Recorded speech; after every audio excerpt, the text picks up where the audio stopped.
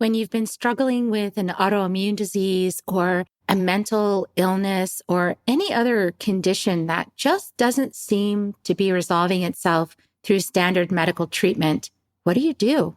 Well, today we're going to hear from Dr. Erika about how her path led her to become a doctor of Chinese medicine and a certified applied clinical nutritionist to eventually create the Resiliency Method that's based on the premise that your body was made perfect in design and has everything it needs to heal from the worst of chronic health conditions. Join us to find out more. Soul Nectar Show, the Soul Nectar Show. You're invited, delighted to discover who you are. Anything is possible if you believe. So join us on this beautiful journey. Soul Nectar Show, Soul Nectar Show. Well, hello and welcome to another episode of Soul Nectar Show, that show where we talk about all things essence, where we gather around the campfire and we share our stories of connection with that which is greater than us, the big mystery beyond the veil, to those synchronistic moments that lead us inexorably to a deeper understanding of ourselves and this planet Earth and what we're doing here at this crazy time with all this chaos and mayhem going on all around us. 2024 is fun, isn't it? And so I'm your host, Carrie Hummingbird, and I love these conversations week after week because usually they give me exactly what I need on my journey. And then not only that, but I can share it with you, which is also extra juicy because then I can share with you what I'm learning to help myself cope with what's going on. And then we can all cope better together. So this is my aim with Soul Nectar Show. I'm so glad that you join me week after week. And I hope that you enjoy all these conversations just as much as I do. And the conversation that we're really going to focus on today is how to support ourselves through all of this chaos. There's a lot of chaos on the planet right now, and definitely in the United States, there's a lot of stress and chaos, and there's a lot of conflict because there's different perspectives and different opinions, and that creates conflict. And so that creates stress. And when we have a lot of stress, we need to be able to hold ourselves through that in some graceful kind of way, hopefully, and not just flail about in the mud wrestling with other humans who also just want to mud wrestle. Instead, we can actually elevate ourselves and take care of our bodies, because when we're stressed mentally and emotionally, our bodies are the last place that show us the damaging effects of allowing ourselves to be stressed out. And so we're going to talk about that today. How can you support yourself through physical challenges, which might have a spiritual meaning, might have an emotional cause, might just have a physical cause, and how to work yourself through that to get the best support you need. And we have an awesome guest today to support us with this conversation, and that is Dr. Erika Schultz. Welcome, Dr. Erika. Thanks, Carrie. It's great to be here. Yeah. And Erika is a friend of mine from a long time ago. We walked on fire together and it was really, really fun. And we had an awesome time. And we walked on hot coals, and then we were driving back to Erika's apartment with our free foot out the window, just getting air on it because our feet were so hot from the coals. It was fun. Anyway, super fun times. So Erika is a doctor of Chinese medicine and a certified applied clinical nutritionist. She holds a doctorate of Chinese medicine and acupuncture with over 3,500 hours in biomedicine, research, evidence-based practice, statistics, and medical integration, acupuncture theory, on Chinese herbs and functional nutrition from top-rated accredited institutions in the field. And so all of this is because Erika also struggled with an autoimmune disease at a young age. And so she needed a solution for that. So who better to have this conversation with us by you, Erika? And so tell us about your early beginnings with your autoimmune disease and how your path unfolded to the place you are today. And then maybe we can then shift into some tips and strategies for people who are, I think pretty much everybody's feeling stressed right now. So we can have a conversation about that. So tell us about you. How did you get started? Yeah, well, actually, autoimmune was a piece of it, nervous system conditions. And I'm so glad you brought up, the topic of stress. What's not that it's great to talk about stress or experience stress, but that is a focus of our work in terms of what we do and how we work with clients, because we have found over the years that if we can optimally source the nervous system and the body with the nutrients it needs, then oftentimes we are much more adaptable and resilient to our environment around us, because we can't always, as you know, control everything that's coming at us in life. And so one of the strategies that we deploy is really trying to optimize the body on a physical level. Just like, you and I work together on a spiritual level to do work that helps optimize us. The physical aspect is really where my focus has been.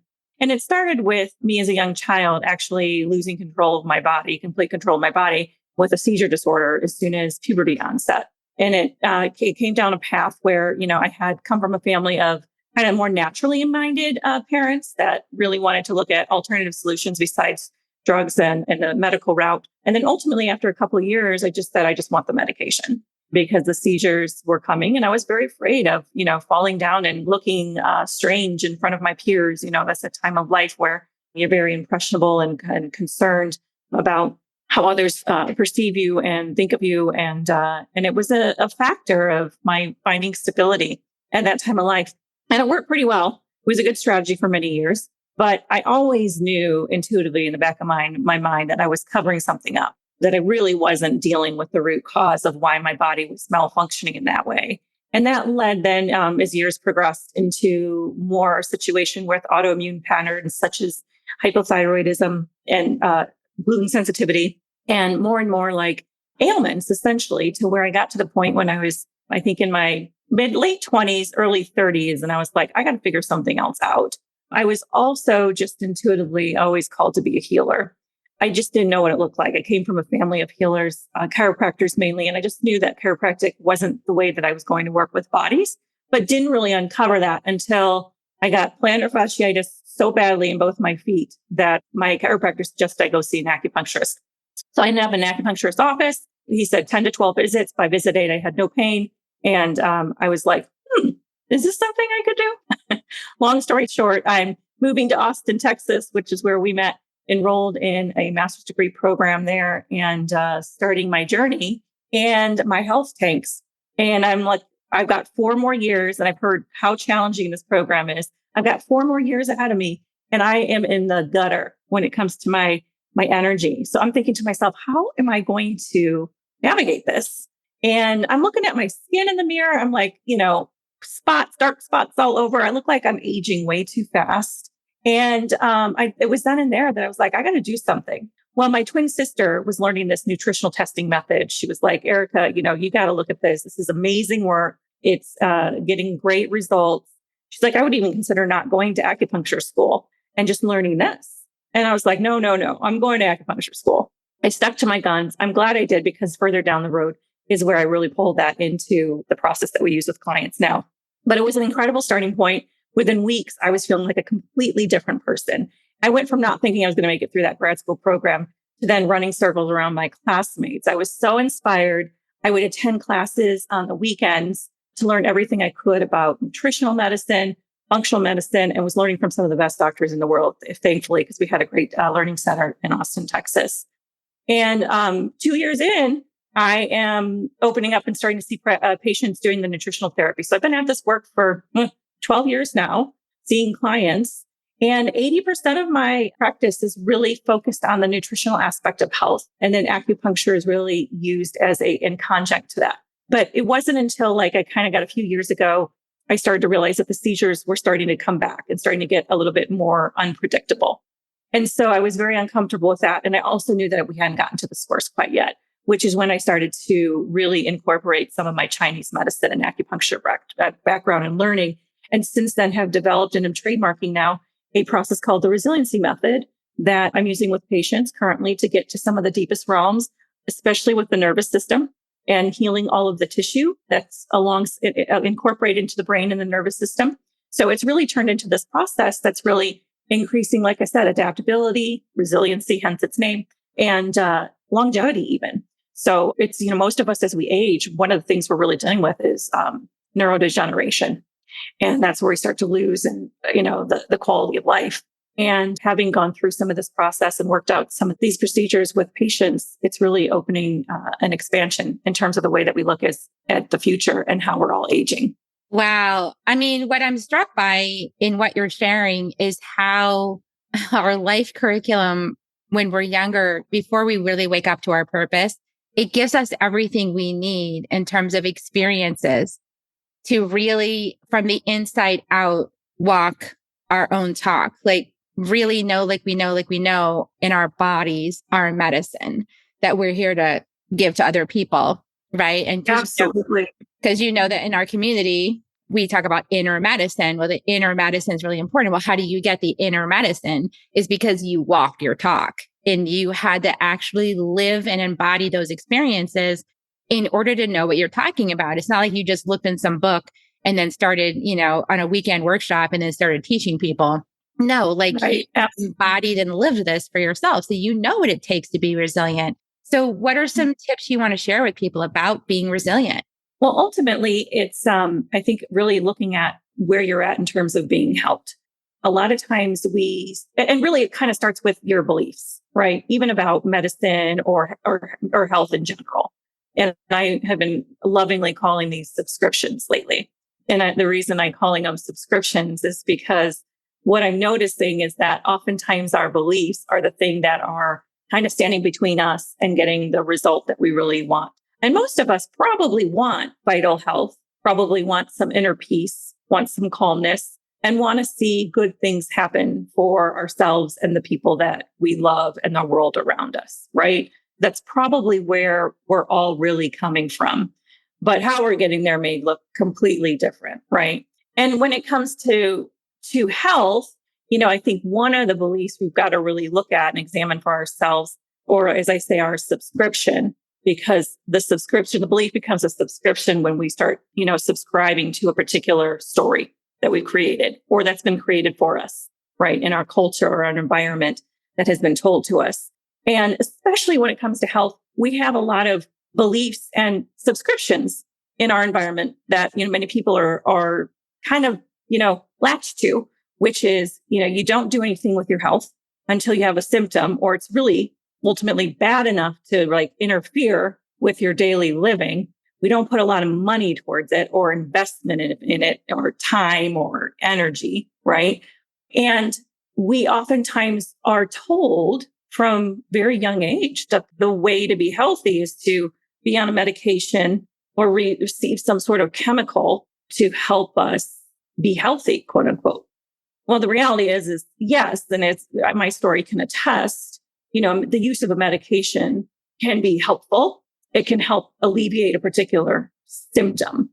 But as I was explaining in my journey, what I really realized is that it wasn't really creating me to be healthy. It was creating me to have to deal with a symptom less often, it was an ends to a means at the time.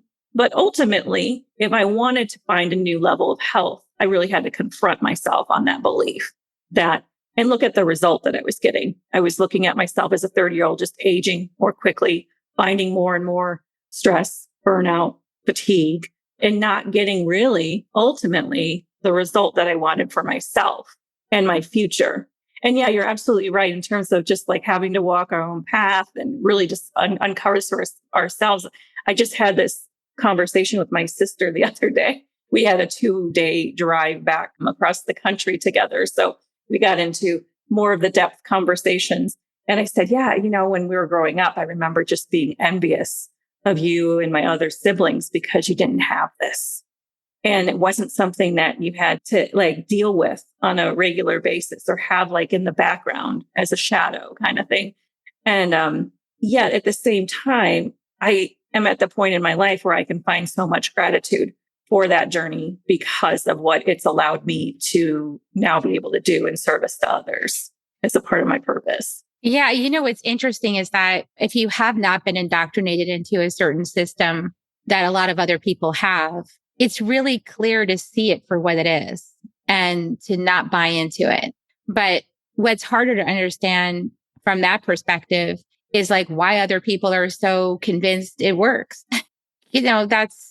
It's the programming. It's the power of the programming. And when you're on the outside of the system and you haven't been domesticated by it, you see very clearly the programming that people are invested in, right? But they don't see it. And a lot of times completely oblivious to it and put all this faith and trust in something that actually is damaging in many cases, not helpful, not sustainable. How do you coach somebody into realizing it? I mean, I don't think you really can, right? They have to kind of be at a breaking point with it and seeing some evidence that it's not working in order for them to be open to a new way.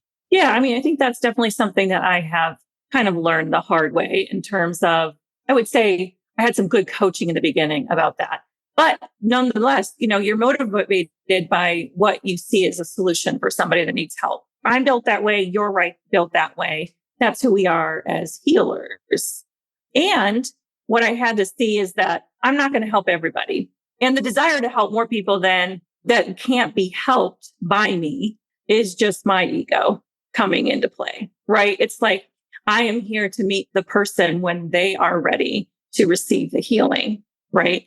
And, in our practice, we take that pretty seriously because we know that the impact of not really taking on or working with somebody that's ready for our healing is going to be really detrimental to us as the healers, right? And cause more burnout, cause more stress. And that's now incongruent with purpose. Because if my purpose is to be a facilitator for something higher than myself, then I need to be open to receiving that guidance. And I also need to know when I have to draw the line and say, I'm not going to be the solution you're looking for at this stage of the game.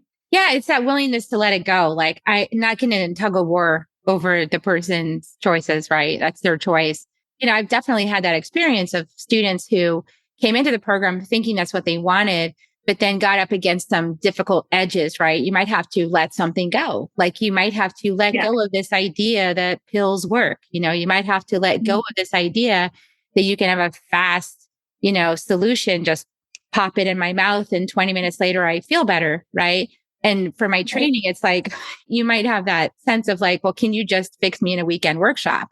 No, this is 18 months of training. And sometimes people get into that and they get up against that block of like the dopamine hit. Like we're a dopamine nation. I want my dopamine hit and I want it now. And I don't want to have to work for it. And this is uncomfortable. And I don't like being uncomfortable. And I don't like things that are slow and cumulative. I want to like get it now. Right. And then if you're still trying to work with that person to show them, hey, this is actually way more powerful because you're rooting out the foundation, like you're building a stronger foundation, you're kind of like dragging an unwilling goat by the horns. It's a lot of effort to drag somebody like that. What's a lot better, I think, is just to let them kind of go off on their own, go off and have life teach some more lessons, Yep. And like you said, as the healer, it's like, my job is not to force you to do what I'm seeing is the best thing for you. My job is to point out what I think is the best. And if you're not able to bring yourself to that perspective or to do that work, then I understand, namaste, time for you to go find another path, right? I mean, that's really what we're looking at. Yeah. And in our world, we oftentimes we really work well with the people that have really not been helped. And by that, I mean, they are not just fresh off the boat or just coming from the pharmaceutical Western world. Oftentimes, they've already spent maybe tens of thousands of dollars even investing in their health. And with maybe even what they were, told are some of the best doctors in the world doing functional medicine, doing, innovative technologies. And what we actually are is the place where they often end up because those approaches weren't specific enough for them, or they were a little more sensitive and they needed a gradual progression or, something that was more customized for them besides a protocol approach. And those are the cases that we actually see the most in our office and have the most success with. Now, occasionally we can bump into somebody that maybe we have to kind of weed out, like, well, this person may be attached a little bit to their illness, right? And the identity that it's given them or the payoff that's come from being sick most of their life. But for the most part, the majority, it's oftentimes, and unfortunately, even by, alternative practitioners have been maybe told or said, it's all in your head, or it becomes an emotional issue that they have to deal with because they're not responding to their protocol approach. And what we have found is that we just need to dial it down oftentimes a little bit further beyond where that clinician has taken it on a physiological level, and they'll start to get well. And when that piece is in for them, that physical piece is in for them, then all of a sudden they have this expansion to the spiritual path and to dealing with some of those traumatic events that have happened in their past kind of thing. Because what we're doing through our work is really balancing the nervous system as the first point of entry into dealing with the body is the nervous system.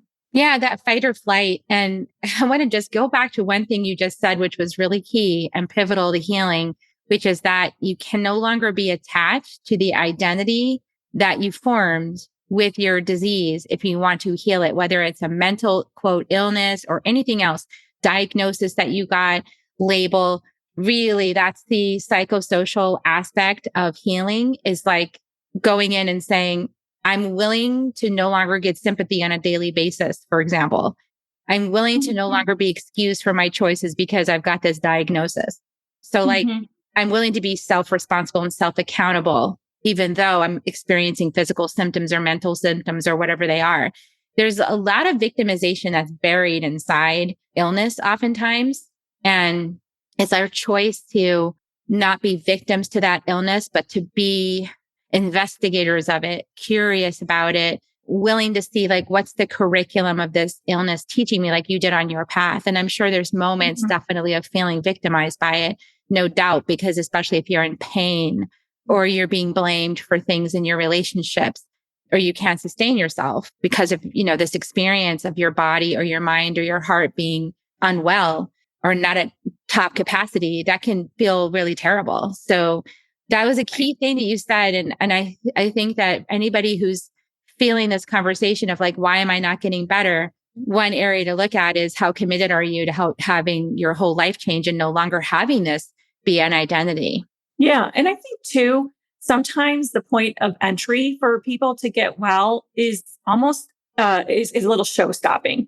And I see that amongst, it's not to be critical of my colleagues. It's just like where I can see some of the challenges of like helping people to get well is that the gradient is so steep.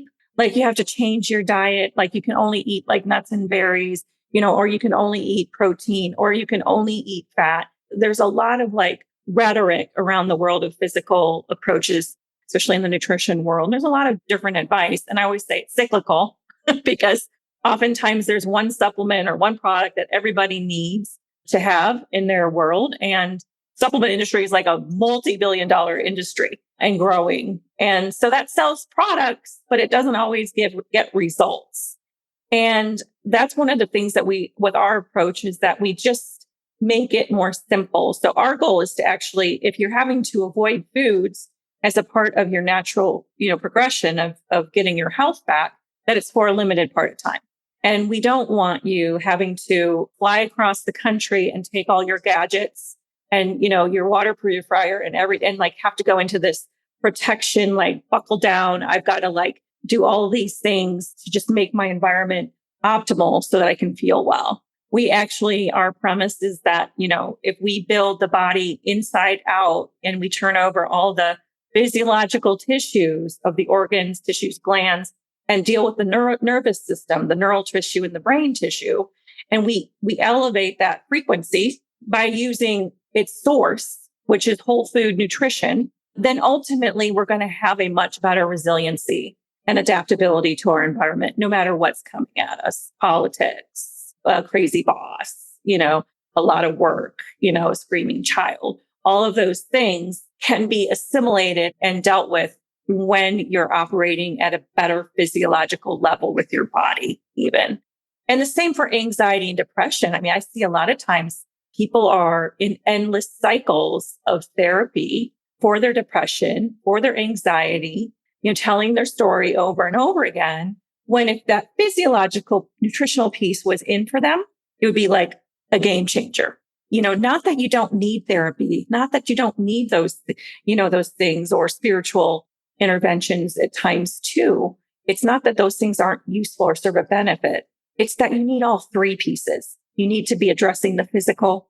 You need to address the mental. you need to address the spiritual. All three of those trifecta of health is really what's going to bring everything together for most people. It's kind of like if we think of a fish tank and the water in the fish tank was super cloudy, which is the body, and the water in the fish tank, the balance of it wasn't very good, then the fish are going to start getting sick. And then they're going to go to their therapist like, I don't feel well. I think, and then their mind's going to spin all the reasons why, I don't feel well because I think it's my partner or this new fish they put in the tank. And then they start attacking that fish, but really it's just because the pH balance is off in the body. It's just not well. Yeah. And so we have to make better choices with our physical health. It could also be that our society is super stressed out, and maybe you spent too much time around that. You didn't take a break, right? You didn't take a rest. You didn't practice self-care. You didn't put the phone down, like I know if I'm on my phone too much one day, I am not feeling well by the end of that day, like that is not a healthy choice for me personally. But we have a whole society where people are looking at their phone like literally all day long until they go to sleep at night. Absolutely.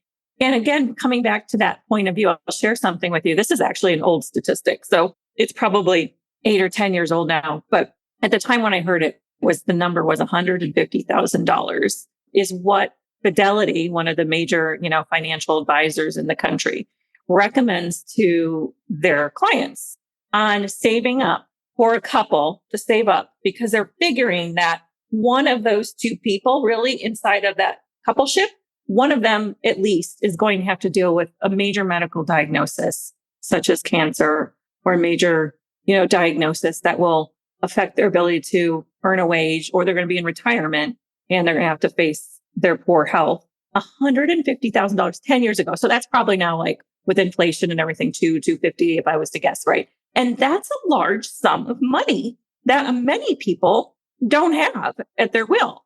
And that is sort of like the way that in this country, many people are approaching their health, is like not really doing or putting any attention on it until the shoe falls. And when the shoe falls, it's usually at a point where they're limited in terms of their choices and their options for how they deal with things, which oftentimes is, the drug, the surgery, the major, Western medical route. I love Western medicine from a standpoint of if I'm in a traumatic accident, car accident, or something like, I cut my finger off, like I want to be nowhere else but in this country to receive that medical care. And when it comes to dealing with chronic illness or chronic unwellness, this country and the way that we approach those conditions are not as viable and are not as flexible in terms of really producing, again, a result. So do I want to sort of live this some prime life? And that's how I experienced my life up until the point when I started doing something with my health in my 30s and getting serious about my health. I didn't realize how crappy I felt most of my life. I just was used to it.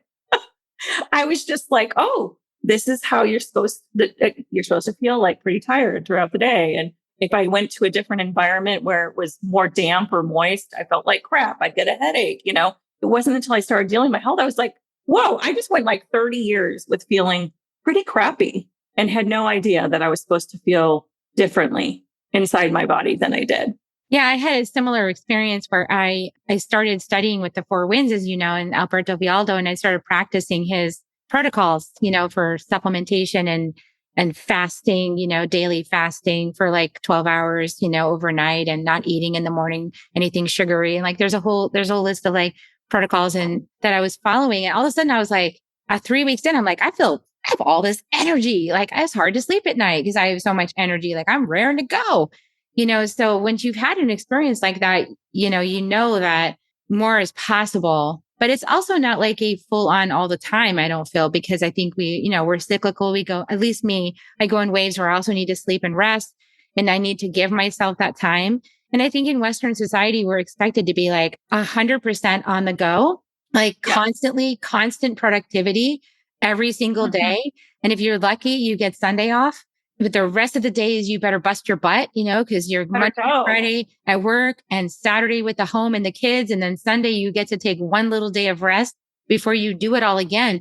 And that is so much stress. And I feel like that's why we have so much illness in our society, is because we have a society built on this insane productivity requirement And that's why people also want quick solutions, right? Because nobody has time to rest. Right.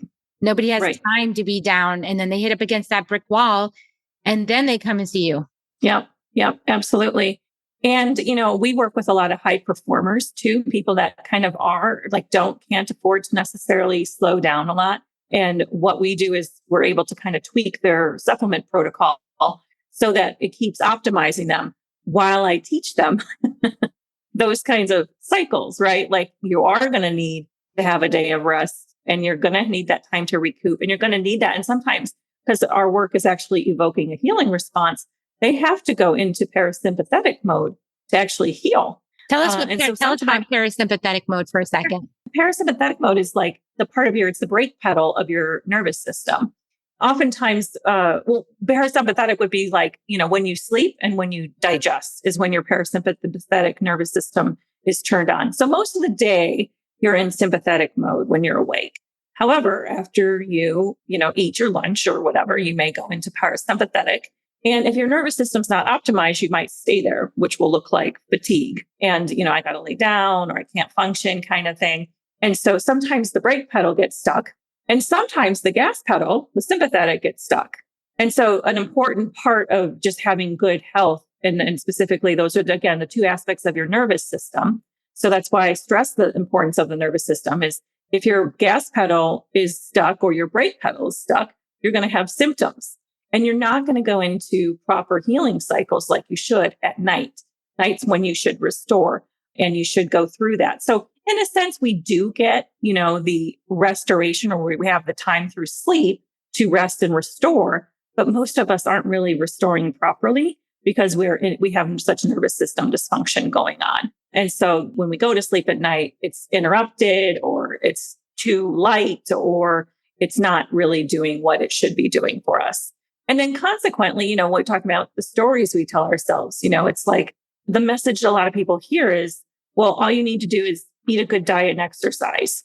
Well, the reality is, and certainly the people I work with, their cellular energy or what we would call mitochondrial energy is so dysfunctional and in the tank that to ask them to go and expend more at the gym is counterproductive. And that's another thing culturally that I have to work out with some of my patients is that, okay, but you're just using up more chi, more energy to get through your day and you're already on an empty tank. So we have to be strategic at times with how we expend the energy and especially when we're going through the process of healing because people need that energy to heal. And going to the gym and spending more of it isn't always a strategic move. And then most people are just not even getting to the gym. So then they're just sitting there beating themselves up because, doctor said that I needed to get more diet or do better with my diet and get more exercise. And I don't feel up for either of those. And that's oftentimes truly a physiological issue. If you just were able to rearrange some things, or it's like, it's I talk to my patients, it's like if we're the conductor of the orchestra and the body's the orchestra, we want everybody playing in tune with each other. And we want the violas not to be overpowering the violins. And, all of those things, we just got to put it into a concert, into a good balance and a good flow. And then we'll start to see the result that we're looking for. And so, as you can imagine, anybody listening to this, there's so many ins and outs and so many layers and things you consider, right, in the process of healing. And it's all really highly individualistic, although I'm sure there's some common patterns, but they probably express differently in just about everybody. And so like you were saying, that's why protocols sometimes don't work, because what actually needs to happen is you need to have a personalized guide to come through, kind of sacred witness everything you have going on and take a look at everything with detail and then see where there could be some experiments to run to improve your energy levels, to improve, your feeling in your body, to help alleviate, any sort of symptoms of illness, right? So, because dis-ease is just disharmony in the body. Yeah. It's just like disharmony. It's an orchestra that's playing too fast of a tempo or too slow or too loud in one area or, it's just disharmony. It's not, things aren't in concert with each other. And man, I never ceases to believe me or to betray me over the years of working with clients, how amazing the human body is. how perfect in design it truly is. It's incredible. We see what would be miracles every day, but it's just putting things in order at the right time and in the right amount for people. And sometimes expanding the tool set. So for example, in our clinic, we work with homeopathy products. We work with herbal products. We'll work with nutraceutical products, but ultimately we're using those as a means to getting to the point where we can really use the whole food supplements, which are the pieces that really are recognized by our body in terms of long-term repair and cell turnover, is going to be in the form of supporting and nourishing. It's the unleaded gas for your vehicle, basically. And we can use those other tools to help us increase energy and increase the response to healing. And we'll use those as a means to an end, but ultimately you have to get the patient back to the whole food in order for their body to really recover, if you're talking about the world of supplements. And you were talking about cellular recovery. And so we actually replace every single cell in our bodies every 7 years, right? Something like that. Yeah. And each course of cell turns over in about 90 days. So in our world, we talk about cycles of healing because it's really a process of which, you're unwrapping like an onion, but you're also giving the body time. You're giving it what it needs to turn over that non-optimal situation. So at first we're dealing with the terrain of the body. We're dealing with, maybe there's parasites, maybe there's that bacterial fungal overgrowth, mold, exposure, Lyme. We're dealing with some of those things that come in from the external environment, heavy metals, toxins and such. And that's our first phase of our process. In our second phase, we're actually really starting to deal with some of the genetic patterns. So for example, one of the things we have to deal with in the second phase is mold exposure, which all of us have because we have generations and ancestors ahead of us that lived in damp and survived in damp, moldy conditions for years. So most of us, and then just being exposed to some things over time, have some degree of toxicity of mold. If we clear that out, then we can see that we'll adapt better to mold in our environment as well. And then the third phase is really that restoring and rebuilding of all the tissues, organs, glands, the nervous system, the neural tissue that's been damaged from maybe a lifetime, but then a generation or 3 or, 6 ahead of beyond us, where we now are at a rate more than ever expressing genetic conditions and seeing some of the worst health outcomes that we've had in centuries today in our modern industrialized country. And amongst other modern industrialized countries, ours specifically is not doing so great. And so those are some of the things that are in our environment too, that we just have to kind of again, really be willing to look at our own beliefs. Like what's the result we're seeing as a country in terms of our health outcomes, of our infant mortality rates, all some of the data, and actually saying, is this what we're satisfied with?